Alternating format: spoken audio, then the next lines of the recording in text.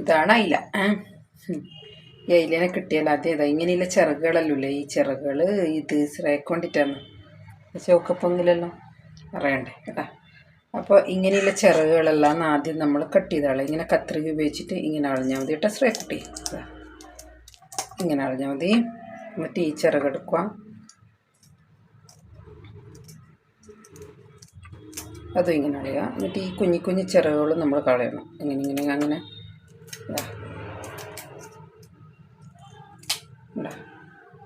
ഇതിലിപ്പോൾ ക്ലീനായി. പിന്നെ ഈ ചിറകും ഈ ഇപ്പുറത്തെ രണ്ട് സൈഡിലും കളയണ്ടേ. അപ്പോൾ ഈ ചിറകും കൂടി ഇങ്ങനെ കളയാം. ഓക്കെ, അത് അതിൻ്റെ ഈടിയില്ല ചിറകില്ലേ, ഈ ചിറകും കളയാം. പിന്നെ ഈടിയില്ല ചിറക് ഇതും കൂടി കളയാം. ഓക്കെ, പിന്നെയാണ് ഈടെ ചിറക്, ഇതും കൂടി ഒന്ന് കളയാം. ഓക്കെ, അത് കഴിഞ്ഞിട്ട് നമ്മൾ എന്ത് ചെയ്യണമെന്ന് വെച്ചാൽ ഇത് ചൂളി ഉണ്ടാവും. അപ്പോൾ ഇങ്ങനെ മെല്ലെ സ്പീഡിലാകുമ്പോൾ എല്ലായിടത്തും തീർക്കൊണ്ട് കുറച്ച് മെല്ലെ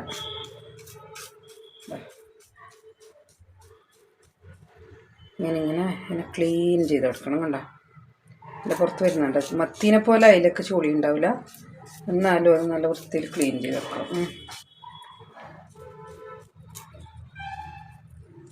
ചെയ്യുമ്പോൾ മെല്ലെ ചെയ്യണം, നമ്മൾ അമർത്താൻ പാടില്ല.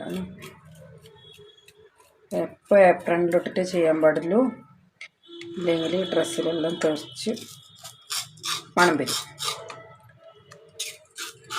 കുട്ടിക്ക് മാത്രമല്ല കണ്ണനും. അപ്പം ഒരു അത്യാവശ്യ ഘട്ടത്തിൽ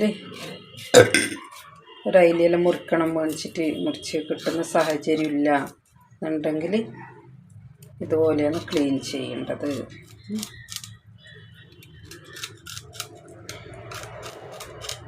ഇനി ഇങ്ങനത്തെ സ്ഥലത്തും എല്ലാം ഉണ്ടാവും.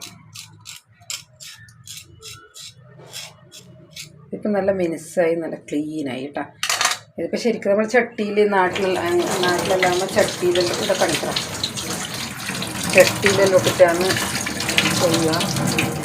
ഇപ്പം ഞാൻ വെറുതെ ഒന്ന് കഴുകിയെടുത്തതാണ്. സാധാരണ മൊത്തത്തിലെല്ലാം ഒന്നിച്ച് വൃത്തിയാക്കി ഒന്നിച്ച് കഴുകലാണ്.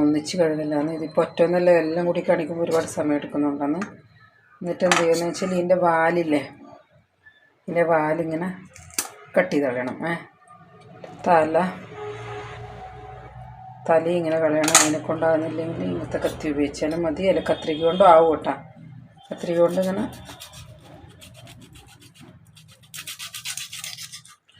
കട്ട് ചെയ്യാനാവും. കത്രിക എനക്ക് അങ്ങനെ ആകുന്നതുകൊണ്ട് ഞാൻ അങ്ങനെയൊക്കെ കത്രിക ഇങ്ങനെ മുറിക്കില്ല. കത്രിക കൊണ്ട് സാധാരണ മുറിക്കുന്നതുകൊണ്ട് മുറിക്കാം. ഇതിൻ്റെ വയറ് ക്ലീൻ ചെയ്യണം. പിന്നെ വയറിൻ്റെ ഉള്ളിൽ ഈ കറുത്ത പാട അങ്ങനെ ഇങ്ങനെ ആക്കുമ്പോൾ വരും അത്.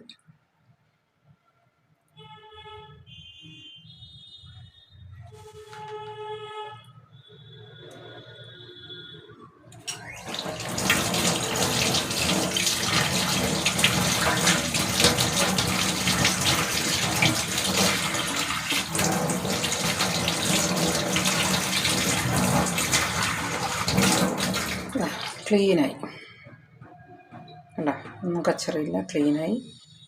നമ്മളിതിനെ കറി വെക്കാനായാലും പൊരിക്കാനായാലും വരഞ്ഞു കഴിഞ്ഞാൽ ഇതിന് നല്ല എരിവും ഉപ്പെല്ലാം പിടിക്കാൻ വേണ്ടിയിട്ട് ഇങ്ങനെ വരയണം.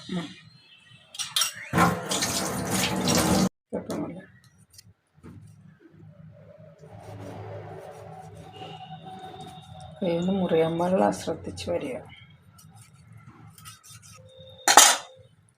ഇത് കാണില്ലേ, ഇങ്ങനെ ഉണ്ടാവും. മുറിച്ച് കഴിഞ്ഞാൽ നല്ല സുന്ദര കുട്ടപ്പനായിട്ട് നല്ല ഭംഗിയിൽ മുറിക്കണം. അതൊക്കെ ഉണ്ടാവും, ഉള്ളിൽ ക്ലീനാണ്. ഈ മഞ്ഞ കളർ അതിന് ഉണ്ടാകുന്നത് അങ്ങനെ പോകുന്ന സംഭവമല്ല. ഓരോന്നിന് ഒന്നും കുഴപ്പമൊന്നുമില്ല. കഴിയുന്നത്ര നമ്മൾ നീറ്റ് ആൻഡ് ക്ലീൻ കഴുകുക ഒന്നും പറയേണ്ട കാര്യമില്ലല്ലോ ഇങ്ങനെ വൃത്തിയിൽ. ഓക്കെ, ഇനി ഇതിൻ്റെ തല അതിലെത്തല ഒരാൾക്ക് ഭയങ്കര ഇഷ്ടമുണ്ടാവും. അപ്പോൾ ഇതിൻ്റെ കച്ചറയിൽ ഇങ്ങനെ കളഞ്ഞിട്ട് കറുപ്പെല്ലാം കളഞ്ഞിട്ട് ഇത് വെള്ളം ഒഴിച്ച് കഴുകിക്കോളാം. ഓക്കെ, ഇത് ഇങ്ങനെ ഒടിക്കണം. ഇങ്ങനെ ഒടിച്ചിട്ടാണ് മുളക് പുരട്ടേണ്ടത്. എന്തിനാന്ന് വെച്ചാൽ ഇതിൻ്റെ ഈ മുറിവിൻ്റെ ഉള്ളിലേക്ക് മൊത്തം അരപ്പ് കയറാൻ വേണ്ടിയിട്ട് മഞ്ഞൾപ്പൊടി മുളക് പൊടി ഉപ്പാണ് സാധാരണയാണ്. ഞാനിപ്പോൾ ഞാൻ കുരുമുളക് പൊടിയോ ഇഞ്ചി വെളുത്തുള്ളി പേസ്റ്റ് ചെറുനാരങ്ങ നീരോ ഒന്നും ചേർത്തിട്ടൊന്നുമില്ല. നമ്മൾ സാധാരണ ഇങ്ങനെയൊന്ന് പൊരിക്കുക. കണ്ടങ്ങനെ. അപ്പോൾ ഇത് ഇങ്ങനെ പൊടിക്കുന്നതിനെ വെച്ച് കണ്ട ഇങ്ങനെ തുറന്നിട്ടുണ്ട്. ഇതിൻ്റെ ഉള്ളിൽ മസാല കയറാൻ വേണ്ടിയിട്ട് നല്ല പൊരിച്ച് വരുമ്പോൾ ഉള്ളിൽ ഉപ്പ് വരുമെല്ലാം പിടിക്കില്ല. ഇതിൽ ഉള്ളിൽ പച്ച പോലെ ഇരിക്കും, ഉപ്പ് വരുമൊന്നും ഇല്ലാണ്ട്. ഇതാകുമ്പോൾ മാഗ്നേറ്റ് ചെയ്ത് വെച്ചാൽ നല്ല ടേസ്റ്റ് ഉണ്ടാവും. ഇപ്പോൾ നിറഞ്ഞിട്ടുണ്ട്. ഇതാണ് സംഭവം. ഓക്കെ, എന്നിട്ട് ഇതിൻ്റെ ഉള്ളിലേക്കും വെട്ടിക്കൊടുക്കണം നമ്മൾ.